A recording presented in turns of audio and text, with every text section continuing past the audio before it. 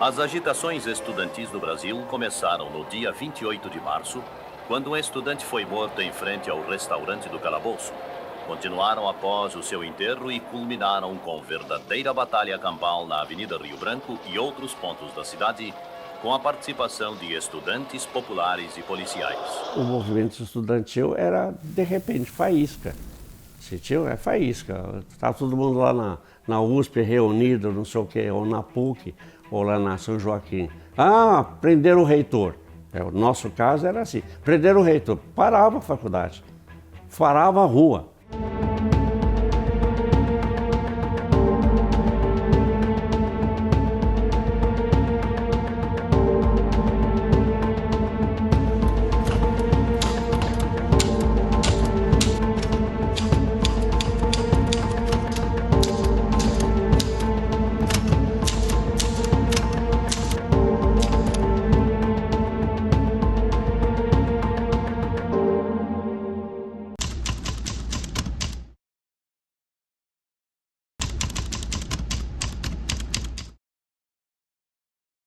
O movimento estudantil foi um dos primeiros a se levantar contra o crescente autoritarismo dos militares antes do AI-5. Houve mudança no currículo escolar. Antigamente era anual. O que acontece anual? Eu entro esse ano em janeiro, vou até dezembro. O ano que vem, eu estou de novo com essa turminha. Eu vou até o 4º ano com todo mundo junto. O que é isso? Aglomeração. O que a ditadura militar era contra? Contra a aglomeração. Então eles modificaram o calendário. Tudo passou a ser semestral. Os estudantes começam a se revoltar contra essas decisões que não contaram com nenhuma discussão. Havia também outras questões menores, por exemplo, como o número fornecido em universidades. Era muito comum naquela época você fazer o vestibular, ganhar a vaga e quando ia se matricular, não existia mais a vaga. Então o movimento estudantil foi um dos primeiros a se levantar e foi um daqueles que possibilitaram, claro, de maneira muito indireta, o rebote. Qual foi o rebote? O AI-5. Tinha um salão enorme onde se reunia o Grêmio. Então a gente tinha receio, medo de ir para o lado de lá, participar de algum evento. Por exemplo, a formatura era um negócio que a gente tinha que se reunir para discutir quanto custa, quanto não custa, onde vai ser, onde não vai ser. Mas a gente ficava com receio de ir até lá, porque um espião que tivesse ali do DOPS ia falar, aquele alemãozinho ali, ele é do Grêmio, esse cara é comunista. Então a gente evitava, esse era o tipo do receio. Você não podia se programar, porque tinha espião. Vamos fazer uma reunião para discutir comunismo. Não, procurava evitar isso aí, porque 10 minutos depois tinha um meganha lá, um fuzil, uma baioneta para te render.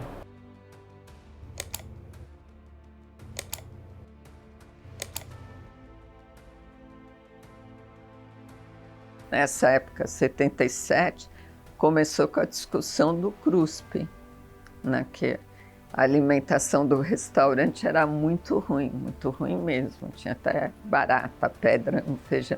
Então começa com uma invasão do CRUSP, né? Então começa a voltar os debates, assembleias, a necessidade de você reorganizar as representações estudantis, né? Principalmente a UNE. Após o golpe de 1964, todas as entidades estudantis foram colocadas na ilegalidade. Centros acadêmicos foram fechados e, em 27 de outubro do mesmo ano, o Congresso aprovou o decreto que extinguiu a UNE e proibia greves e atividades políticas nas universidades.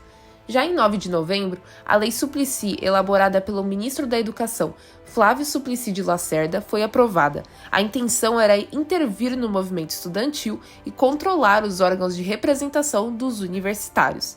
A partir da lei, foram criados os diretórios acadêmicos, os diretórios centrais, os diretórios estaduais e o Diretório Nacional dos Estudantes. Quando os militares colocam a UNE na clandestinidade, sob a perspectiva de que você não pode ter uma politização das entidades estudantis, que as entidades estudantis não podem debater política. Então, não coibiu a organização política em si, Porque depois que as entidades estudantis, eles tentaram, via lei, né, dissociar esse caráter político do caráter da organização estudantil, você teve tentativas de criarem diretórios acadêmicos, os DAs, que eram biônicos, que o regime conseguia controlar o processo eleitoral, controlar as pautas. Quem estava lá eram pelegos, né, que se chamavam, que eram pessoas que eram pró-regime. Então não é que você deixou de existir, mas eles queriam controlar tudo.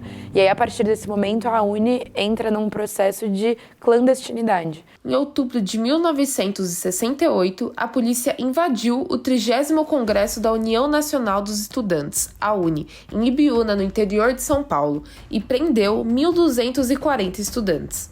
O Congresso Estudantil, clandestino, debatia como a ditadura deveria ser enfrentada. Os líderes do movimento estudantil José Dirceu, presidente da União Estadual dos Estudantes, e Luiz Travassos, da UNE, foram detidos e levados ao DOPS. Quando você tem a luta armada no Brasil, muitas das pessoas eram estudantes universitários, eram estudantes secundaristas, eram pessoas que estavam no movimento estudantil, que entram na clandestinidade e entram por essa via da luta armada. Que acho que hoje a gente tem várias análises sobre isso, como foi uma tática até do movimento equivocada. E no meio desses conflitos, você teve um estudante que foi assassinado, que foi o Edson Luiz. Ele era um estudante secundarista e ele, dizem que foi bala perdida, acho que é a versão oficial, mas ele foi assassinado e isso causou uma grande revolta no movimento estudantil. E aí você tem, a partir disso, o desdobramento da passeata dos 100 mil, que foi no Rio de Janeiro uma coisa muito grande, e um incômodo ali, e você escancarava assim, partes da ditadura, que era de fato o assassinato, que era de fato a violência do Estado contra pessoas, contra estudantes, contra jovens. Teve um grande mote da UNE nessa campanha, que era, não da UNE em si, mas um grande mote do movimento estudantil, que era um estudante morreu, podia ser seu filho.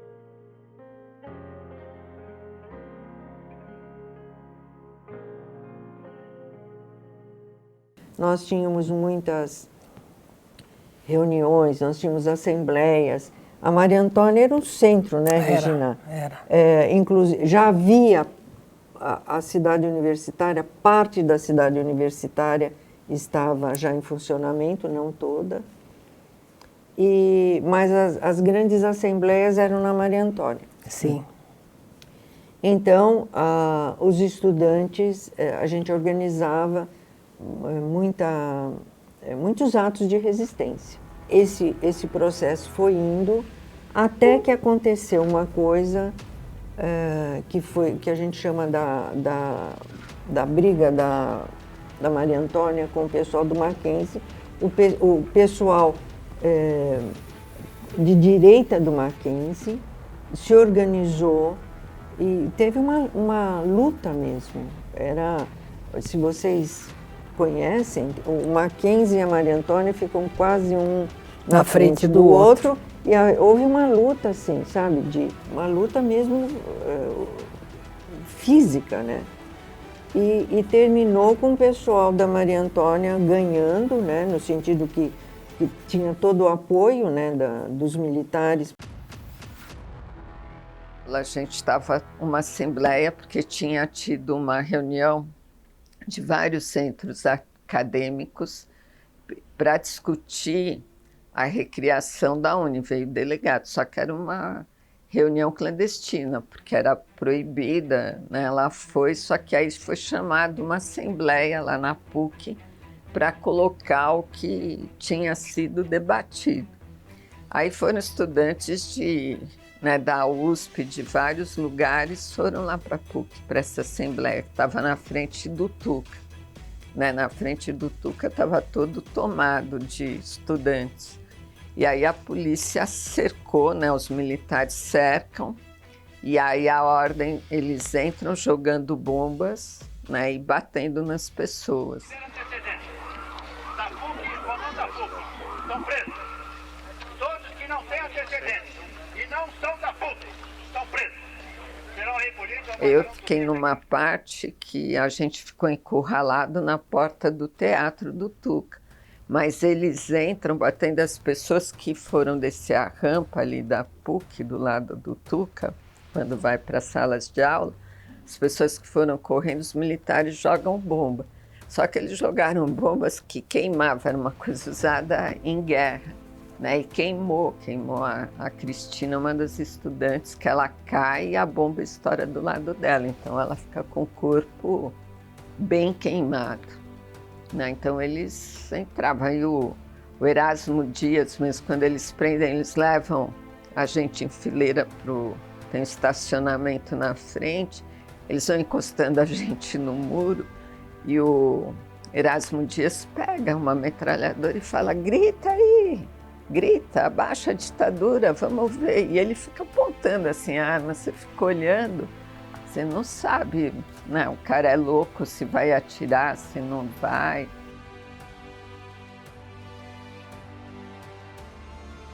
Você fazia assembleia ali na frente do Largo São Francisco. Eles iam com uns tanques, aqueles caminhões que espirravam água, jogavam água, mas a água tinha corante, porque aquilo parava em você, você ficava azul, cor-de-rosa, eles sabiam que você estava na manifestação, que era para prender depois, entendeu? Assim, de sair. Era uma coisa... Eles eram muito, muito truculentos. Aí você tinha os grupos clandestinos, né, onde você discutia a organização, né, dos atos. Aí você tinha essa ponte com sindicatos, mas se discutiam muitos movimentos. E aí os centros acadêmicos organizavam as passeatas, mas era uma coisa assim bem discutida, né, de cada centro acadêmico, as pessoas, os grupos que iam saindo, quem era mais responsável, né, pelo grupo, para até você saber quem estava indo, né, quem ia no movimento, e saber também, porque se a pessoa não volta, não aparece na aula, para saber se foi presa, se não foi presa, né, o que aconteceu. Os nossos cursos de Ciências Humanas na FEFELESH, lá na Faculdade de Filosofia, foram todos atingidos muito, com policiais, gente da polícia política, frequentando aulas com a gente, sentado do lado do banco, ameaçando professores e ameaçando e sondando o movimento estudantil. Então, era muito complicado você dar aula, né? Porque eu era aluno, mas uma coisa triste você desconfiar de todo mundo, né? E aí você às vezes acabava falando e existiam denúncias. Eu trabalhei com os arquivos do DOPS, né? Existiam turnos de vigilância, né? Eles iam em reuniões que tinham 5 pessoas, quer dizer, que eles iam numa assembleia, óbvio, né? Mas eles estavam em todo lugar, né? No banheiro, para ver as inscrições que estavam escritas na parede. O movimento estudantil continuou clandestino, porque as instâncias do movimento, do conselho, a gente participava de conselho, não, tudo fechado para nós, mas a gente continuou se encontrando, né? Fazendo movimento, fazendo assembleia. Data dessa época, 73, a morte do Alexandre Vanucci, Leme, lá da geologia. Ele foi morto e aí, nossa, o pessoal, porque ele participava do movimento estudantil, o pessoal acirrou, né? Você estava com um colega assim, você assistia a aula um dia, no outro dia ele sumia. Aí a gente ia buscar, olha, o fulano não está vindo, o que aconteceu? Aí ia ver, estava preso. Tive um professor de geografia no ginásio que ele ficou quase um mês sem dar aula e falavam que ele estava doente, mas na verdade ele não estava doente, ele tinha sido preso para averiguar alguma coisa. Eu e meu pai fomos capturados juntos, torturados juntos. A gente ficou numa sala, não ficou na sala, numa cela, mas tinha um guarda lá, um policial que ficou, a paisano, ele ficava desmontando e montando a arma.